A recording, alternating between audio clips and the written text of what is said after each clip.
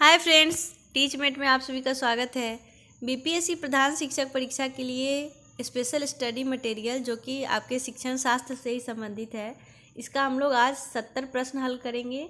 इसका part A पहले ही आ चुका है जिसमें हम लोग 65 प्रश्न को सॉल्व किए थे और यह पार्ट बी है जिसमें हम लोग 70 प्रश्न को सॉल्व करेंगे। और इसमें अधिकतर आंसर आप लोग को आते होंगे तो आप लोग कमेंट बॉक्स में ज़रूर बताएं, क्योंकि ये हमारे डेली रूटीन से यानी कि जो स्कूल लाइफ है उससे संबंधित है। तो कमेंट बॉक्स में ज़रूर बताएं कि आपको कितने मार्क्स आ रहे हैं। और हो सकता है कि बीपीएससी परीक्षा में 4 या 5 प्रश्न आपको इस प्रधान अध्यापक के कर्तव्य और उनके अधिकार और किस नियमावली के तहत उनका नियोजन किया जाना है, ये सब उसी से संबंधित है। हमारा पहला प्रश्न है, ऐसे सरकारी कर्मचारी जो अपनी अवकाश अवधि पूरी करने के बाद भी अवकाश पर रहता है, तो अवकाश की स्वीकृति तक वह किस प्रकार का अवकाश माना जाता है? अर्जित अवकाश, रूपांतरित अवकाश, असाधारण अवकाश या ऑप्शन डी कोई नहीं। इसका सही जवाब है ऑप्शन सी, यह असाधारण अवकाश माना जाता है। अध्ययन अवकाश किस तरह का होता है? सवैतनिक, अवैतनिक, दोनों या ऑप्शन डी कोई नहीं। सवैतनिक का मतलब होता है जिसमें हम लोग को मासिक वेतन जो मिलता है वो मिलते रहता है। अवैतनिक मतलब अध्ययन अवकाश के लिए आपको वेतन नहीं दिया जाएगा। दोनों प्रकार का होता है या ऑप्शन डी कोई नहीं। तो इसका सही जवाब है ऑप्शन बी। अध्ययन अवकाश यानी कि स्टडी लीव जो होता है वह अवैतनिक होता है, यानी कि उसमें आपको पैसा नहीं मिलेगा, आपको पढ़ने के लिए छुट्टी दिया जा सकता है। यानी कि जब आप वापस से रीज्वाइन करिएगा तब आपको वो सेवा ख़त्म नहीं होगी या सेवा में टूट नहीं माना जाएगा। नेक्स्ट प्रश्न है कि महिलाओं के लिए विशेष अवकाश किस क्रिया के लिए प्रदत्त है? आपके ऑप्शन है ऑप्शन ए बीमारी, ऑप्शन बी मासिक क्रिया, ऑप्शन सी विश्राम या फिर ऑप्शन डी कोई नहीं। इसका सही जवाब है ऑप्शन बी। मासिक क्रिया के लिए महिलाओं को हर महीने 2 विशेषावकाश दिया जाता है। नेक्स्ट प्रश्न है कि प्रसूति अवकाश संपूर्ण सेवा काल में अधिकतम कितनी बार देय है? एक बार, 2 बार, 3 बार या 4 बार? इसका सही जवाब है ऑप्शन बी, 2 बार। यानी कि मैटरनिटी लीव आप सिर्फ 2 ही बार ले सकते हैं पूरे सेवा काल में, उससे अधिकतम बार आपको दे नहीं है। नेक्स्ट प्रश्न है कि बिहार सामान्य भविष्य निधि नियमावली 1948 किस तिथि से प्रभावित हुआ है? 26/1/1952, 1/10/1948, 1/4/1951 या फिर ऑप्शन डी कोई नहीं।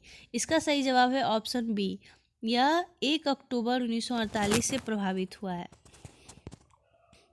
नेक्स्ट प्रश्न है कि निम्न में से किस पदाधिकारी द्वारा हस्ताक्षरित विषय अथवा आदेश पर भुगतान नहीं किया जा सकता? वित्त विभाग, विभाग के अध्यक्ष, जिला पदाधिकारी, प्राधिकृत निकासी एवं व्ययन पदाधिकारी।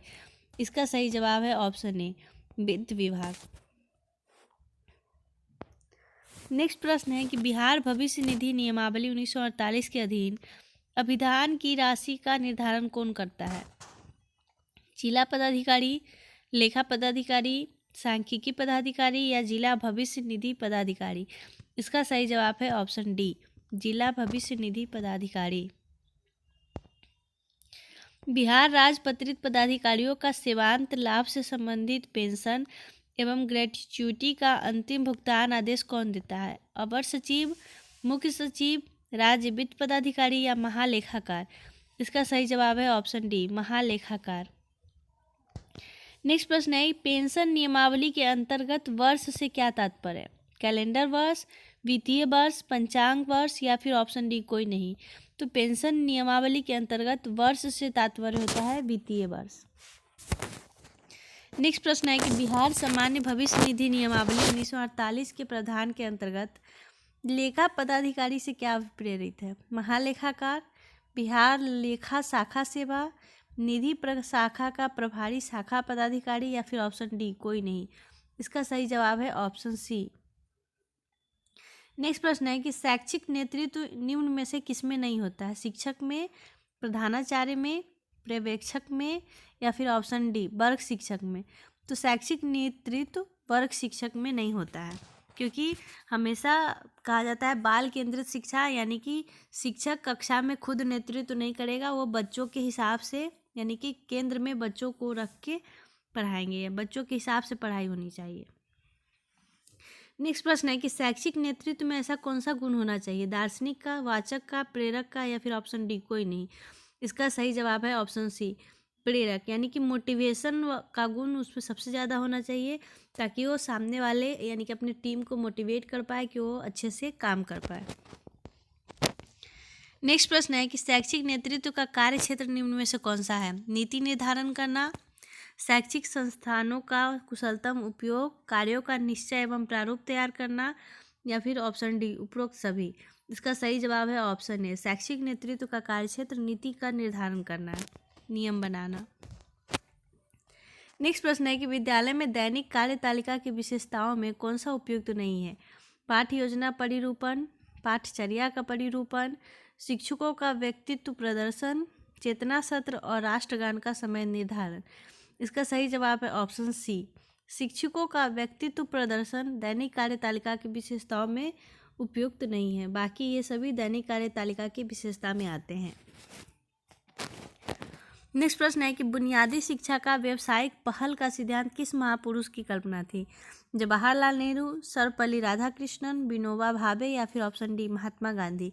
तो बुनियादी शिक्षा का व्यावसायिक पहल का सिद्धांत महात्मा गांधी ने दिया था, ऑप्शन डी इसका सही जवाब हो जाएगा।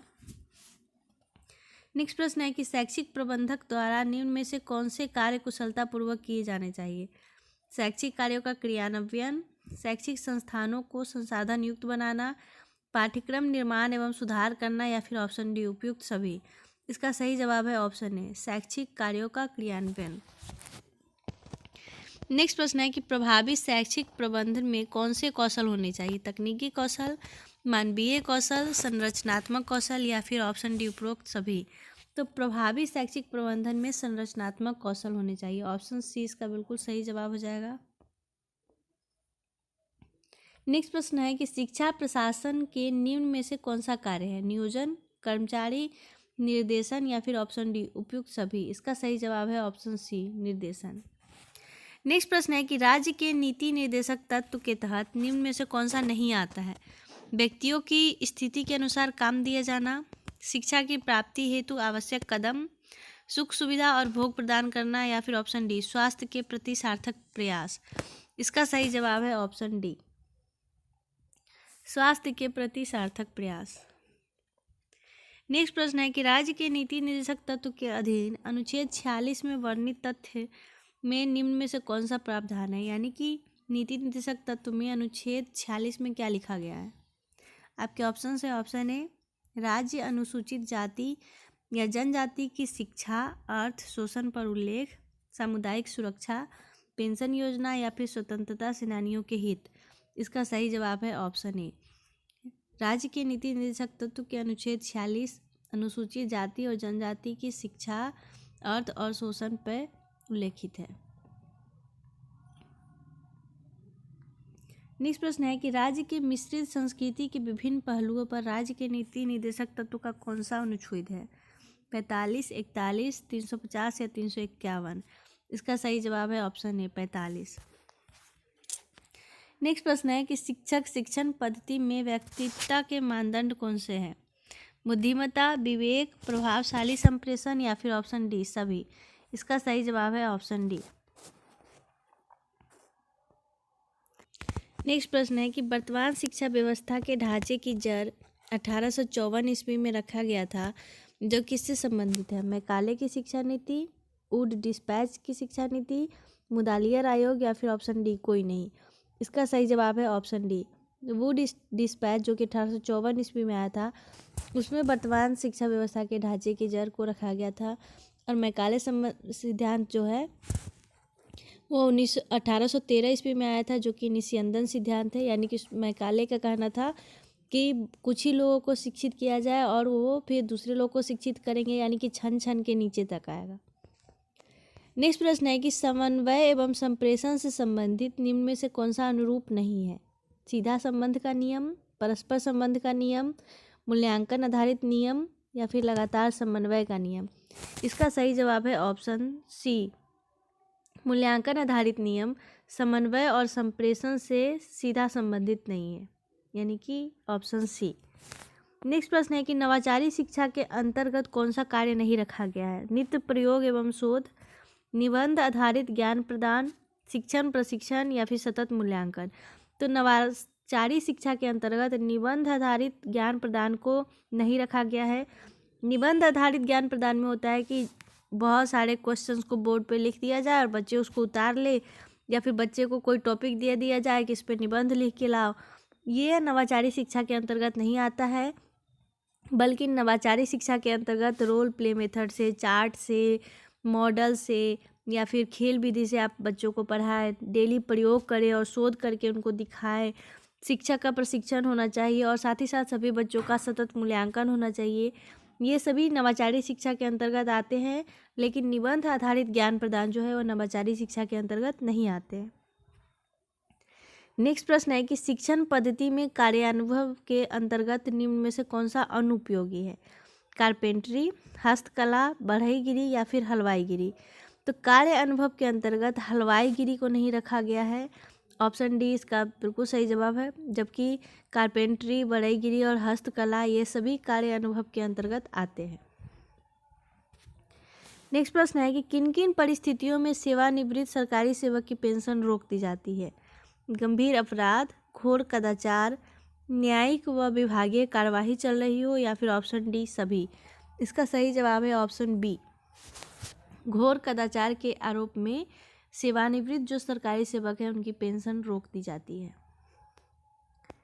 नेक्स्ट प्रश्न है कि माध्यमिक एवं उच्च माध्यमिक विद्यालय में निम्न में से कौन वरीयतम शिक्षक माने जाते हैं? वेतनमान का शिक्षक, +2 के नियोजित शिक्षक, माध्यमिक के प्रभारी नियोजित शिक्षक या कोई नहीं। इसका सही जवाब है ऑप्शन ए, वेतनमान के शिक्षक को वरीय शिक्षक माना जाएगा, चाहे वो +2 के नियोजित शिक्षक हो या माध्यमिक स्कूल के प्रभारी नियोजित शिक्षक हो। नेक्स्ट प्रश्न है कि विद्यालय में अभिलेख संधारक कौन होते हैं? परिचारी, लिपिक, प्रभारी या फिर ऑप्शन डी कोई नहीं। तो विद्यालय में अभिलेख संधारक लिपिक होते हैं, यानी कि क्लर्क, लेकिन अभी प्रायः सभी विद्यालय में अभिलेख संधारण प्रधानाध्यापक ही करते हैं या फिर कोई टीचर। इसका सही जवाब है ऑप्शन बी। शिक्षक नियोजन सर्वप्रथम किस वर्ष प्रारंभ हुआ था? 2006, 2007, 2010 या फिर ऑप्शन डी कोई नहीं। तो शिक्षक नियोजन सबसे पहले 2006 ईस्वी में प्रारंभ हुआ था। निम्न में नियोजित कर्मी कौन है? प्रधान, शिक्षक, पुस्तकालय अध्यक्ष या फिर ऑप्शन डी कोई नहीं। इसका सही जवाब है ऑप्शन सी, पुस्तकालय अध्यक्ष। नेक्स्ट प्रश्न है कि स्थापना अनुमति प्राप्त विद्यालय के शिक्षकों का वेतन भुगतान किस प्रकार किया जाता है? सरकारी अनुदान से, विद्यालय की आय से, नियमित वेतन से या फिर ऑप्शन डी कोई नहीं। इसका सही जवाब है ऑप्शन ए, सरकारी अनुदान से।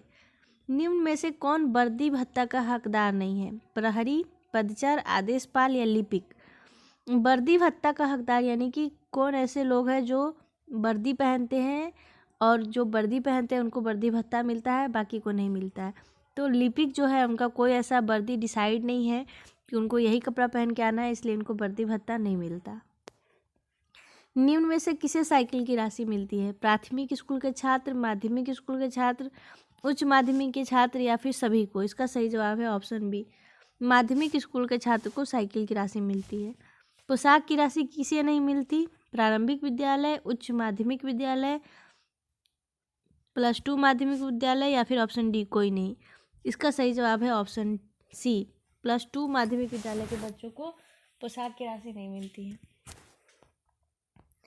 नेक्स्ट प्रश्न है कि निम्न में अतिरिक्त करिकुलम शिक्षक कौन है? संस्कृत शिक्षक, क्राफ्ट शिक्षक, शारीरिक शिक्षक या फिर ऑप्शन डी उपयुक्त सभी।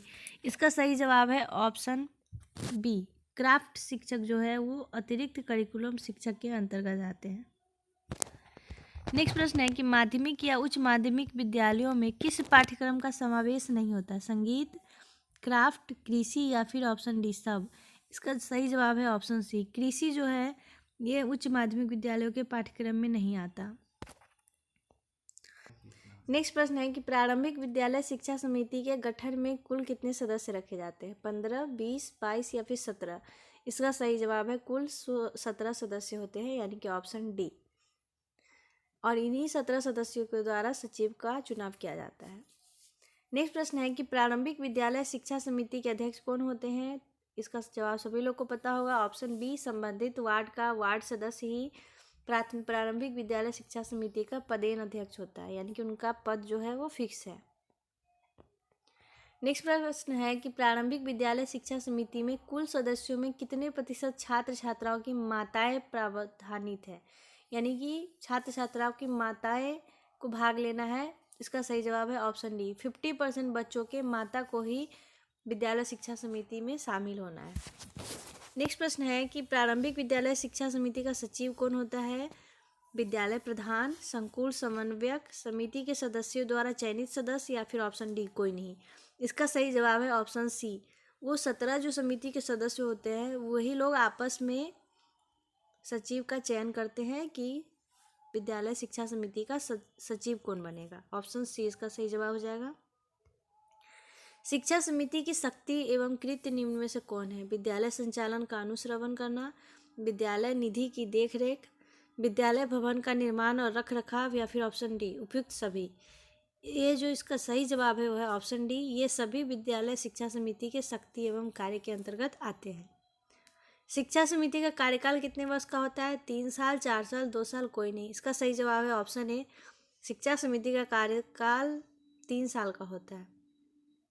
और शिक्षा समिति का पुनर्गठन कब होता है? तो शिक्षा समिति का पुनर्गठन 3 साल के बाद होता है, ऑप्शन ए। नेक्स्ट प्रश्न है कि विद्यालय शिक्षा समिति का निबंधन किस पदाधिकारी द्वारा किया जाता है? बीडीओ, बीईओ, पंचायत सचिव, या फिर ऑप्शन डी डीईओ। इसका सही जवाब है option C, BEO, block education officer के द्वारा विद्यालय शिक्षा समिति का निबंधन कराया जाता है। नेक्स्ट प्रश्न है कि पाठ्यचर्या के अंतर्गत किन बिंदुओं का विशिष्ट आधार होता है? शिक्षा का उद्देश्य, पाठ्य वस्तुओं का विशिष्ट निर्देश, शिक्षण विधि एवं मूल्यांकन, या फिर ऑप्शन डी उपयुक्त सभी। इसका सही जवाब है ऑप्शन डी, उपयुक्त सभी पाठ्यचर्या के अंतर्गत आते हैं। पाठ्यचर्या का विशिष्ट बिंदु कौन सा है? पाठ्यचर्या का क्रम, विषय वस्तु का क्रम, दस्तावेज का आधार, या फिर ऑप्शन डी उपयुक्त सभी। इसका सही जवाब है ऑप्शन डी उपयुक्त सभी।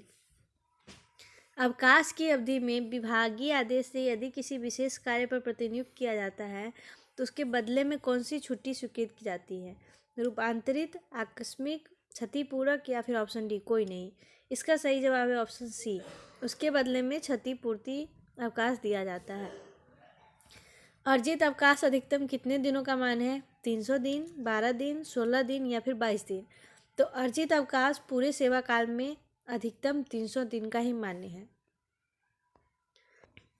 क्षतिपूरक अवकाश लगातार अधिकतम कितने दिनों तक उपयोग किया जा सकता है? लगातार 12 दिन तक, लगातार 7 दिन तक, लगातार 15 दिन तक, या फिर ऑप्शन डी कोई नहीं। इसका सही जवाब है ऑप्शन सी, लगातार 15 दिन तक क्षतिपूर्ति अवकाश का उपयोग किया जा सकता है। अप्रत्यर्पणीय यानी कि नॉन रिफंडेबल अग्रिम क्या है? जिसमें कटौती नहीं की जा सकती है, कटौती मासिक वेतन से की जाती है, या फिर जिसका कटौती सेवांत आय से की जाती है, या फिर ऑप्शन डी कोई नहीं। इसका सही जवाब है ऑप्शन सी, जिसकी कटौती सेवा आय से की जाती है वो नॉन रिफंडेबल अग्रिम कहलाता है।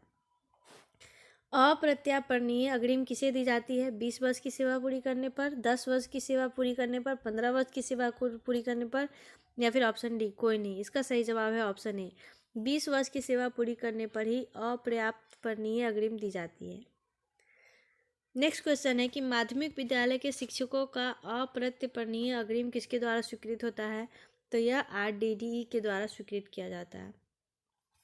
निम्न में से कौन सी कटौती जीवन यापन भत्ता में से अनिवार्य या वैकल्पिक कटौती की श्रेणी में नहीं आते हैं? आवास किराया, आयकर, सेवा कर, या फिर ऑप्शन डी कोई नहीं। इसका सही जवाब है ऑप्शन बी, आयकर। शैक्षिक नेतृत्व का कार्य क्षेत्र के अंतर्गत निम्न में से कौन सा समाहित है? प्रभाव तथा संचालन का मूल्यांकन, शैक्षिक संसाधनों का कुशलतम उपयोग, सामुदायिक सहभागिता का समावेशन करना, या फिर ऑप्शन डी उपयुक्त सभी। ये सभी शैक्षिक नेतृत्व के कार्य क्षेत्र के अंतर्गत आते हैं। तो हमारा ऑप्शन डी बिल्कुल सही जवाब हो जाएगा। ऑपरेशन ब्लैक बोर्ड कब प्रारंभ हुआ था? 1955-56 में, 1986-87 में, 1967-68 में, या फिर 2005-2006 में। इसका सही जवाब है ऑप्शन बी, 1986-87 ईस्वी में ऑपरेशन ब्लैक बोर्ड शुरू हुआ था। ऑपरेशन ब्लैक बोर्ड किस पंचवर्षीय योजना के अंतर्गत लाया गया? तो यह 7वीं पंचवर्षीय योजना के अंतर्गत लाया गया था, जिस टाइम में इंदिरा गांधी प्रधानमंत्री थी। ऑपरेशन ब्लैक बोर्ड का मूल उद्देश्य क्या था? शिक्षक भवन सुविधाएं प्रदान करना, अभिभावकों को आकर्षित करना, पदाधिकारी को सुविधा देना, या फिर ऑप्शन डी कोई नहीं। इसका सही जवाब है option A. Operation black board का मूल उद्देश्य था शिक्षक भवन और सुविधाएं, इस तीनों को प्रदान करना। कम से कम 2 कमरों का विद्यालय निश्चित हो किस नीति के तहत अनिवार्य किया गया था? 2005 की शिक्षा नीति, अनिवार्य शिक्षा नीति, ऑपरेशन ब्लैक बोर्ड, या फिर ऑप्शन डी कोई नहीं।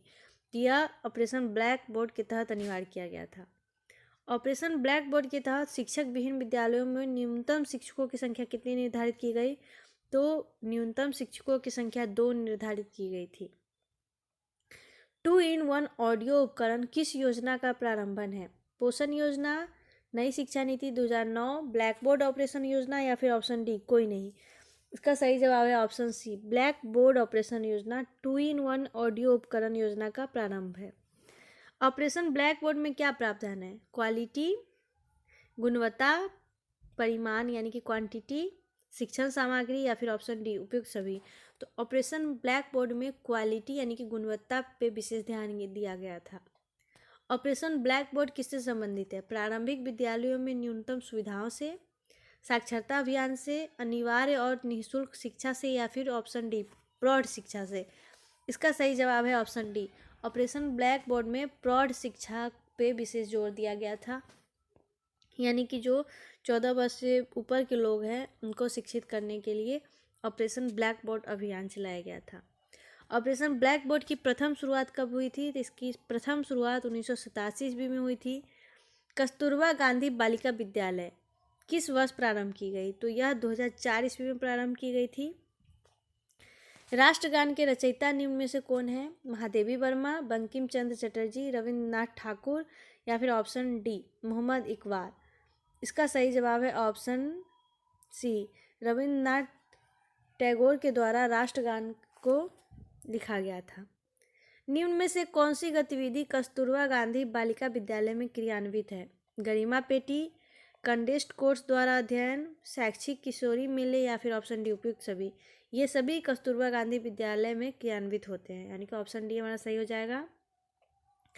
कस्तूरबा गांधी बालिका विद्यालय में किस कक्षा की बालिकाएं निःशुल्क अध्ययन करती हैं? प्राथमिक कक्षा के, उच्च प्राथमिक कक्षा के, माध्यमिक कक्षा के, या उच्च माध्यमिक कक्षा के।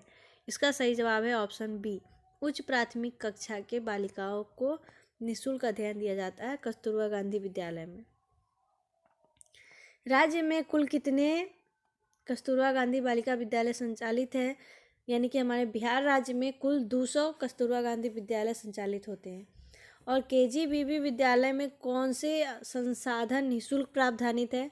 पुस्तकें, शिक्षण सामग्री और आवास, यूनिफॉर्म, या फिर सभी। इसका सही जवाब है ऑप्शन डी उपयुक्त सभी।